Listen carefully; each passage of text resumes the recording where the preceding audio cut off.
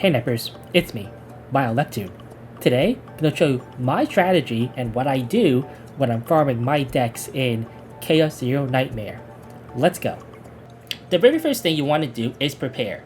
You obviously know what unit you want to actually get your deck for. However, what's going to be in the deck, where do you have to go, and what other units do you want to bring with you. So let's take Ray here, and let's say I know I want to build Ray. And I'm doing my research on what cards there are and what cards are good for her. And I know, or I see, that there's a card called Spirit Kafox, which I will show you right here because I do have a save file with it. And I know I want this card right here. Now, I find out that this card only drops from, well, the monster, Spirit Kafox, which is found in only the forest area of Chaos, which is the one that's weak to green. Great, so now I know I have to go there. What is next? So how do you decide what units you actually want to bring with the one you're going to be building up? Well, a number of options and criteria can arise. One of them is going to be, is the unit actually good for that map? So if we go to the Chaos here, and I will let that little animation go to Zero System. I have to click a lot of buttons here, unfortunately. And I see Swap of Judgment right here, and I see it is weak to Order, right? So I go back to my units here, and I see, oh, Yuki is a DPS, and she is an Order unit. Great, so she's a really good candidate to help me clear that Chaos. But let's say I don't have Yuki, or maybe she's not leveled up, something like that. So maybe I'll bring Felipe and Mika. They're not weak, they're not Order units, however, they're relatively safe for most content, and I know from doing it before that that particular area has a lot of AoE type scenarios, and Felipe would be very good there. Or maybe I can be like, hey, I just want to gamble a little bit that I'll get the Giant Ballista at some point. I can make Veronica and maybe like another DPS that I have, like a Reno or a Chizuru or something like that. Also, maybe Mei Lin if I had it leveled up overall. So, a lot of options you have for that particular case. The most important thing is that you bring in units where you know that you can clear or be relatively confident that you can clear the actual chaos you're doing, because it doesn't matter what you have if you actually don't clear the actual run. Another thing that we consider is if the unit you're bringing needs a lot of dupes of a particular card to really shine. So let's take Nia here, a character that doesn't really need a lot of dupes overall of one card. However, I do find that one of her cards is just a little bit better than the other ones overall, and that's going to be Nia's Curiosity here, which I think many people agree is her best card, and most people will want to get as many copies of this as possible. And how do you do that? Well, obviously you get lucky and you get the copies after you beat the bosses, and you also get the copy when you get the copy event in the Chaos. However, that is a lot of getting lucky, and if you know anything, sometimes you just don't. So you might want to try to maximize your RNG in this case by bringing in units that have unique cards. So, a unique card like Veronica, let's go over here, and we'll go to her cards and say something like this. Fire and Prep says unique on it, and the unique tag simply means you can only have one of these in your deck. So this means that this card will not show up in the copy pool when I beat the boss or I get the copy event or something like that. Veronica is a very good unit to bring in if you want to try to farm copies, because she actually starts with 2 unique cards, with the Fine Prep obviously, and also the Bombard Prep, which is also unique. Also, her pendant here can epiphanize into a unique card if you're relatively lucky. So potentially you have 3 unique cards on this one character overall that cannot be copied, so that really helps out a lot. This obviously limits your options if you want to go this route and really min-max your ability to copy, particular cards you want to, which will make certain runs, maybe significantly harder for you to clear, which might not be a thing you can do. Remember, the most important thing is actually clearing the run. So an important thing you might want to consider is going to be the affixes you have on your Chaos run. These are going to be either buffs or debuffs to you and the mobs that will happen. So in Laboratory Zero in particular, you can re-roll these for relatively cheap at only 10. However, if you don't have to re-roll them, don't. Just, go into the run. Maybe be a little bit harder than usual, but as long as you can complete the run fairly confidently, you should just go with it. So here we're gonna have, something right here like can't rest, decrease HP, monster attack, bonus, stuff like that. This particular combo is actually pretty bad. I would say these are 3 relatively bad ones you don't really want in combo most of the time. However, I am pretty confident that at only difficulty 8 and with this team, I can just go with this one, just go in and beat it pretty easily. Maybe not easily, but I probably won't be that threatened for most of the run anyway. Of course, let's say I had these 3 same ones, and I was maybe doing like a 10 or 11 for some reason, like I'm a madman, then yeah, I probably do not want this combination of particular affixes. So in that case, I would try to re-roll them. Also consider that some affixes are really bad with particular teams or with particular units. So let's say I have something like Gangrene, which is, I don't know if we're going to have one here, but Gangrene is the one where you lose HP at the start of each turn, which is not that bad. However, if you were a team with very low healing, like I have, or maybe I just have Ray and I don't have the Nier on my team, then maybe Gangrene is actually a more problematic type of affix than if I had something like, say, a dedicated healer like Mika.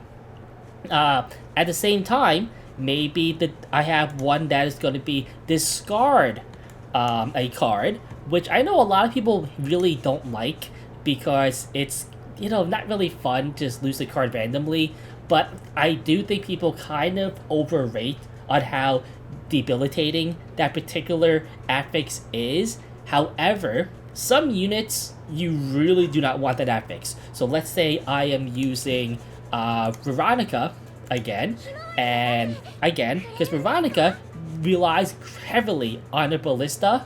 Well, to get the ballista, you have to actually have used Fiving Prep. And if you can't use Fiving Prep because it gets discarded, well, Veronica suddenly becomes a useless unit, and that really, really sucks. Let's say I want to use Chizuru, and, I want to make sure I get this Bound of Dust card and use it in the opening turn. Well, if this gets discarded, well, that really sucks, and, it really cripples your runs overall. So maybe do not have discard a random card if you're going to be using units like that. Obviously, in Zero System, it's going to be a little bit different because you cannot refresh that easily because there is an actual legitimate cost to resetting your runs in Zero System. So when you clear a run or when you re-observe a chaos, you will get a choice of 3 random maps with, difficulties and your affixes, everything like that. If you clear the run, it will always be the same map. So let's say I do this and I clear the run, then I will get 3 more maps.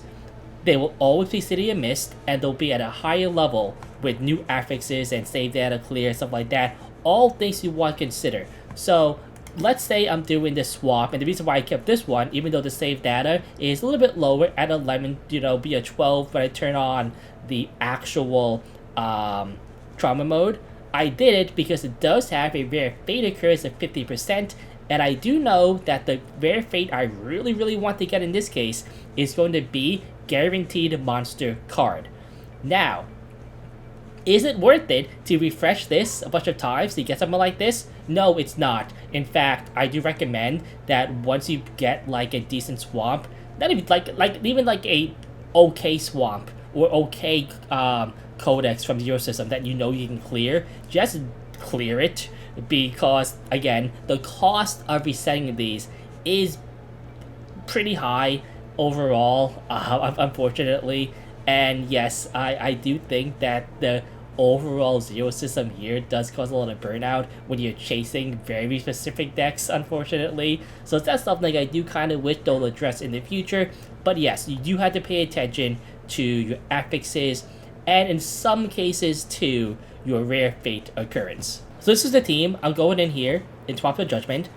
I have the Yuki here because she's my damage dealer, and I have a strong element against the relative field. I have the Ray, who's going to be the unit that I'm focusing on to get the data for. And then I also have Nia here for a little more support and healing, stuff like that. I could bring Veronica here, except that this particular map does have the discard, which means that Veronica probably, again, not the best option to bring in, so that's why the Nia's here. Make sure you turn on trauma mode if it's not already on, because if you go in and you go out, well, you just kind of lose it, so that really sucks too. Don't forget too that you can also go to your restaurant to eat some food if you feel that the map might be a little more challenging overall. The food does cost credits though, so if you don't have to do that, don't. So once you level up your zero system a little bit, you will get this Divine Messenger, which will offer you 3 buffs. He actually starts with 2 buffs, but there's an upgrade that gives you a choice of 3 of them. So the first one will always be a benefit plus the ability, well not the ability, that he'll change the first 3 normal battles to 1 HP for the monsters to help you clear a lot faster. The second one will just be a straight out buff or bonus you can have, in this case 100 credits. The third one will be a stronger benefit but with a cost. In this case, you get a piece of legendary gear for the cost of your max HP. The last one can have some pretty strong things like remove 2 cards, or maybe like a actual like good piece of gear that is not this garbage right here. If you're wondering, you can just click this, and then you can click this too. You can hold and click it to see what the piece of gear is. Same thing here, you can click this magnifying glass, then hold and click this atomic decomposition to see what it does, and also to see what type of units it's used on.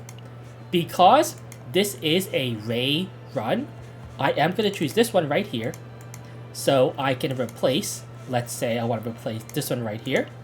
Alright, so now this is replaced. That means that I removed the basic card for this one, which means that I have essentially gained 10 save data points on my Ray for the run. I also get the nice little benefit here of not having to really do my first 3 fights, which will speed up the run. Now, I'll be honest with you, for this type of run right here in the normal zero system, getting the 3 normal battles reduced to 1 HP doesn't really matter, because most of the time you have to clear the whole run anyway, or at least you're heavily incentivized to because of the cost of resetting the run.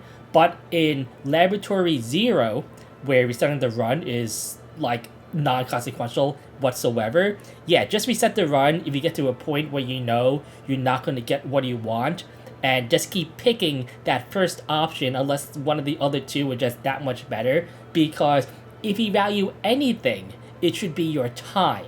Next will be choosing your fate, and the fate you choose, again, will determine on your team and how confident you are in that you can clear it, and also actually how good they are. Unfortunately, these are kind of like all okay fates, things that, you know, you'll pick up if it's nothing better, and that's basically all of them. So which one of these is better?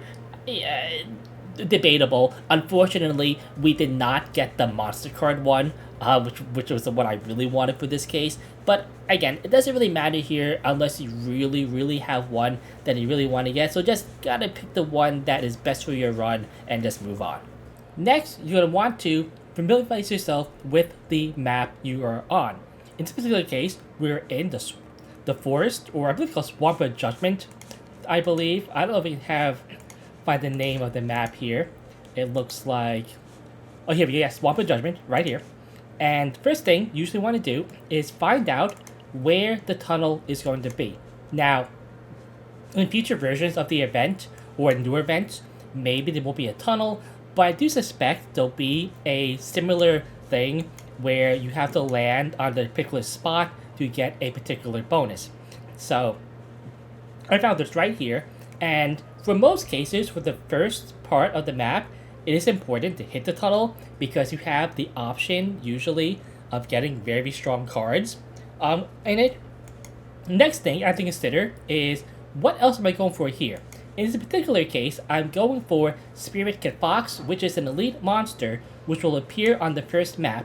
So I want to make sure I hit as many potential elite spots as possible to have the option of getting the Spirit Kid Fox here.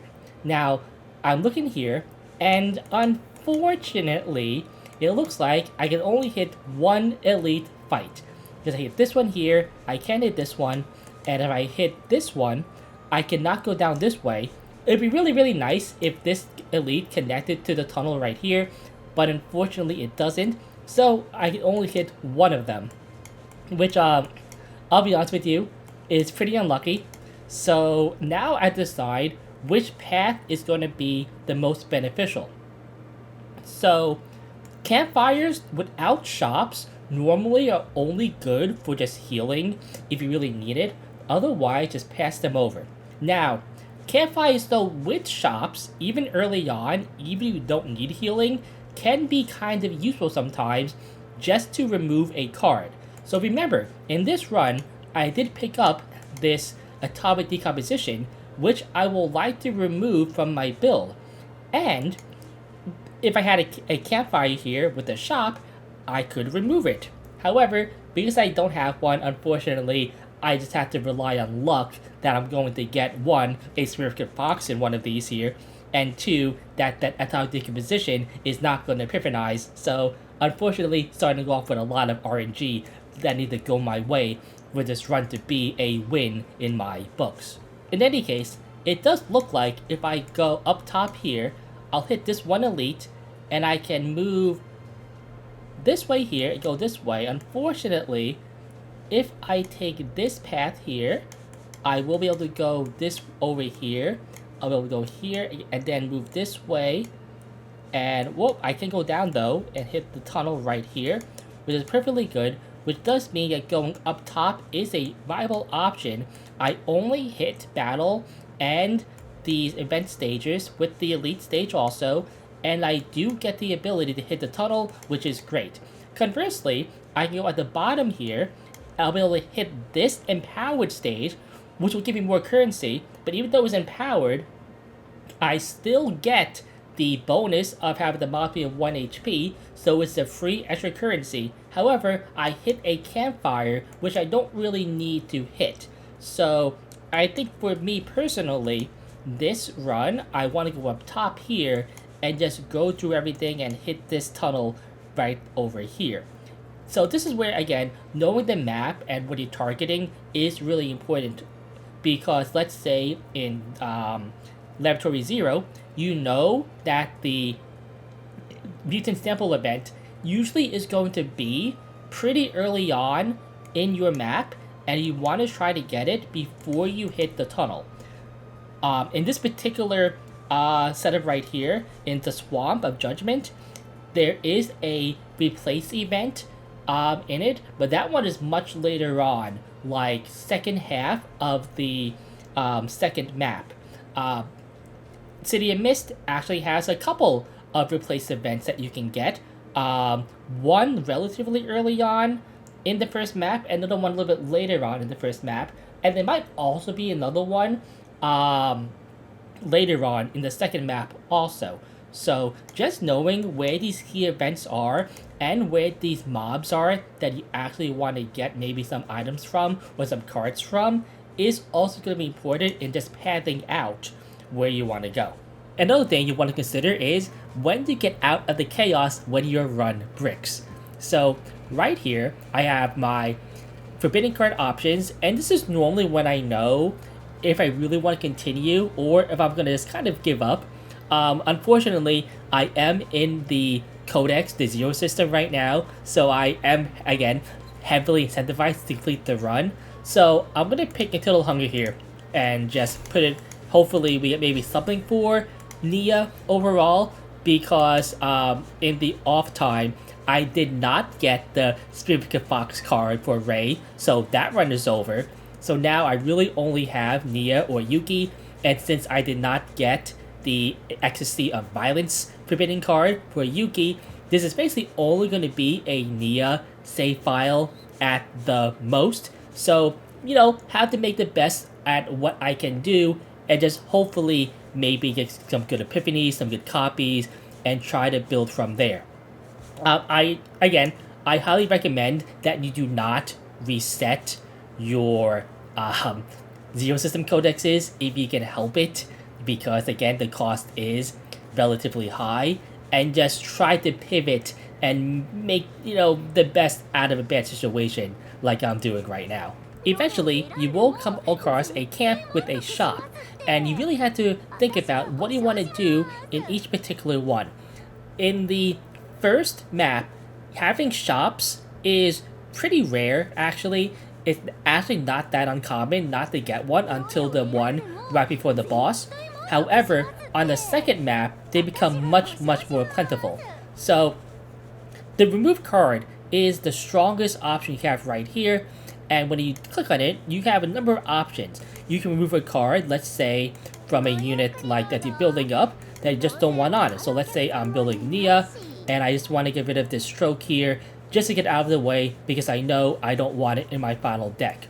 However, let's say I want to move something else. Like, let's say I want to get copies of certain cards, so maybe I move another card that the boss might have as its copy target once I beat it. So like this camouflage here, because I converted a card from Yuki into the camouflage, so if I get rid of it, it will not appear in the copy pool.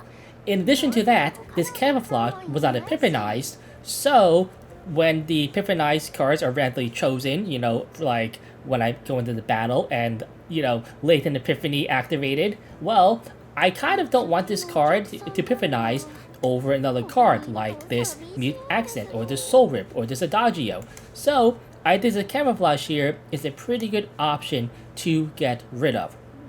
Remember, depending on your setup that you have, sometimes you might have to decide to delete a card that might actually be pretty good overall, but as long as you can still clear the run pretty easily, not even that easily again, but like you're pretty confident you can clear the run, deleting certain cards, even if they're good cards, if you're not going to be building that unit for that particular run, it doesn't really matter. In addition to that, you also have the actual, shop portion and what do you want to buy. I highly recommend that you do not buy any cards in the first map. This is because the cards can get copied and they can also get epiphanized also, and in the first map, it is very rare that your units will have all of their core epiphanies to begin with. So for the first map, only really try to buy gear and be kind of selective, right? So this one here, the Multifaceted Parallel Universal Nexus, a very strong piece of gear for supporters. Unfortunately, because we're in the swamp and not in the event Laboratory Zero, this is less good because the Laboratory Zero has a number of very strong lead cards that are not available in the other chaoses. So unfortunately, not really good right here. Also make sure looking for the discounts also in what you're trying to get here.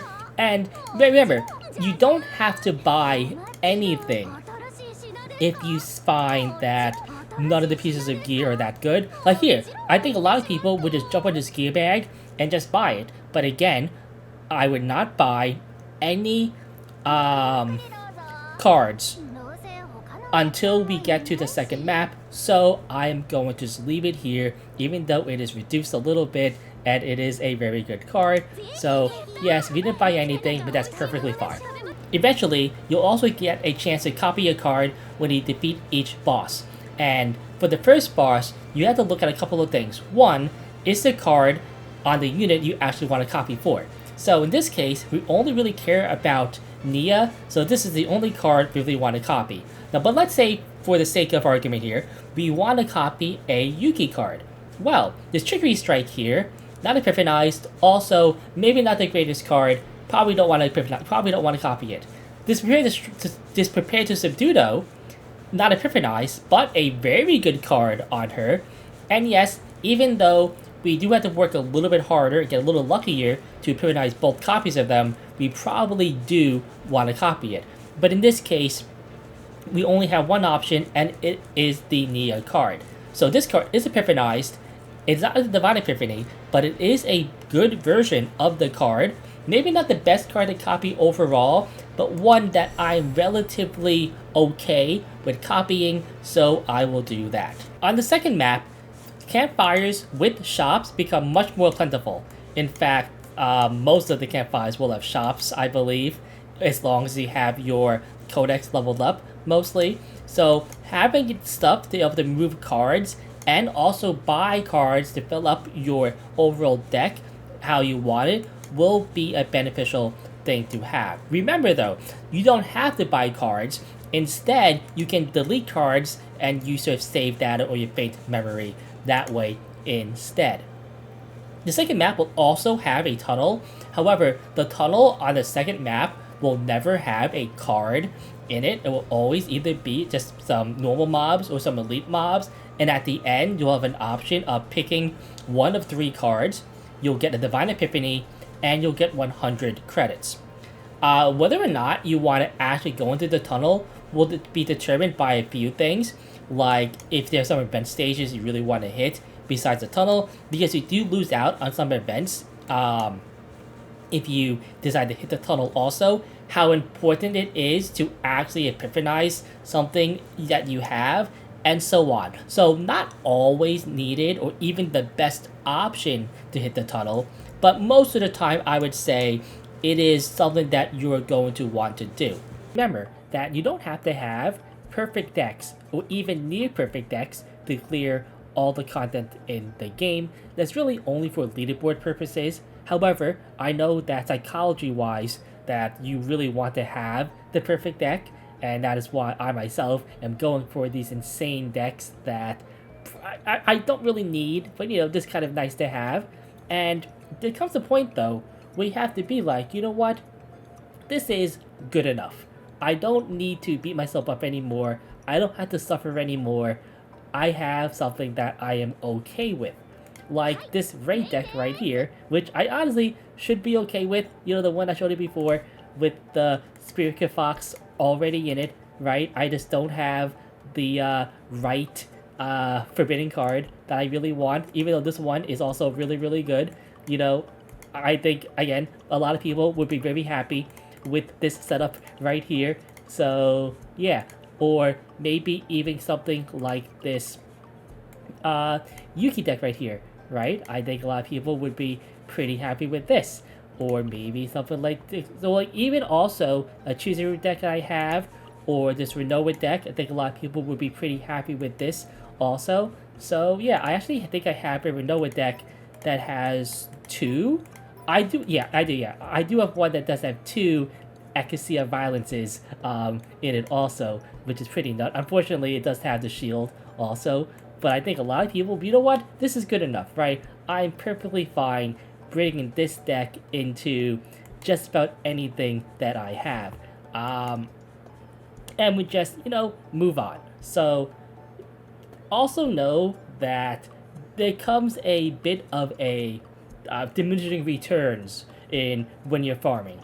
At the same time too, also kind of know sometimes you farm things and it's almost impossible to get it. So I think ideally I would really like to have a Chizuru type deck that has all the stuff. It has Ecstasy of Violence on it, but it also has this card with I'm almost positive this is like the rarest event in all of Lab Zero. I never see this. I think I've seen this 3 times, and I picked it up every single time. This card is nuts, by the way, right? I mean, this costs 2, unfortunately, but it can't give Robo or Weekend 4 times, so it's only 1 enemy. It hits that same enemy 4 times, which is, pretty nice overall. So really good card overall in my opinion. But getting the right forbidden card, and then also getting the copies you want and everything, and the gear you want too, just not going to happen, right? Again, super rare event. Randomness here, randomness in the gear, right? Need the right epiphanies, need the right stuff, need everything. Like, just a little bit too much of a pipe dream. Like, you're in Disney World when you are going for something like this. So, this is a case where also I would stop while you were ahead. So, that's going to be it. Just so you know, the most important thing is that you're having fun playing the game and not suffering like I am trying to get these perfect decks, which you 100% do not need to clear all the content.